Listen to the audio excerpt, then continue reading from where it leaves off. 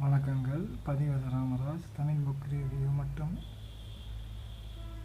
இந்து ஆன்மீகம், வீட்டு மருத்துவம் மற்றும் இந்து ஆன்மீகம். இன்றைய பதிவில் நாம் பார்க்கவிருப்பது, சைன அதிகாரிகள், ஆட்சியாளர்கள் இந்தியாவுக்கு வருகை தருவதாக சொல்கின்றார்கள்.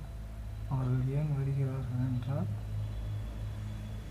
பாகிஸ்தானின் இடமுள்ள காஷ்மீர் பகுதிகள் சைனாவுக்கு கொடுக்கப்பட்டது. அதை இந்தியாவுக்கு தருவதற்காகவும், சைனா கைப்பற்றியிருக்கின்ற லடாக் பகுதிகளும் இந்தியாவுக்கு தருவதற்காகவும், இந்து மத முதல் கடவுளான சிவனின் கைலாச பகுதியும் இந்தியாவிற்கு தருவதற்காகவும், அருணாச்சல பிரதேசத்தின் மேல் பகுதியில் உள்ள இயற்கை காடுகளை அவர்கள் எண்ணத்தை கொட்டுகின்றார்கள் என்று தெரியவில்லை.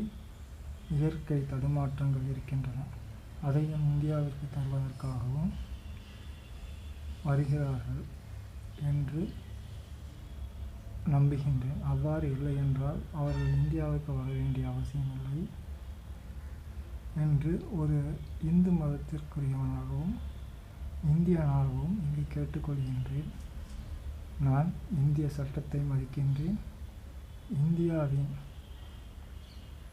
அரசியலமைப்பு மற்றும் ஆட்சியாளரின் செயல்களையும் பின்பற்றுவனாக இருப்பேன் என்பதை உறுதி செய்து கொள்கின்றேன். இந்துக்கள் அனைவரும் நான் சொன்ன விஷயங்களை கோயில்களிலும் தனிப்பட்ட பகுதியிலும் குழுக்களாக இருந்து பிரார்த்தனை செய்ய வேண்டிய அவசியம் மட்டுமே இருக்கின்றது. நமது ஆட்சியாளர்களுடைய சிந்தனை எவ்வாறு இருக்கின்றது என்றே தெரியவில்லை. மேலும்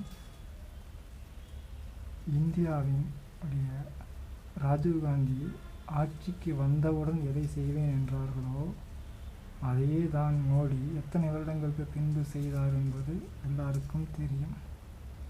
இதை நாம் சொல்ல வேண்டிய அவசியமில்லை. காங்கிரஸ் என்றுமே மக்களுக்காகவே இருக்கும். தில்லையம்மை, ஆப்பிரிக்காவில் வாழ்ந்த தமிழக பெண்மணி தில்லையம்மையிடமிருந்து அகிம்சையை கற்றுக்கொண்டு குருவாக ஏற்று இங்கு காங்கிரஸ் பேரியக்கம் நடத்திய காந்திய சிந்தனையுடைய காங்கிரஸ் தொண்டர்கள் என்றும் தங்களுடைய பணியை சிறப்பாக செய்வார்கள். தமிழகத்தில் காங்கிரஸ் வந்து வெளியில் சென்றார்கள். காங்கிரஸ் உள்ளிருப்பவர்களை பேசுகின்றார்கள். அது பாராட்டாகவே எடுத்துக்கொள்கின்றோம். நன்றிகள்.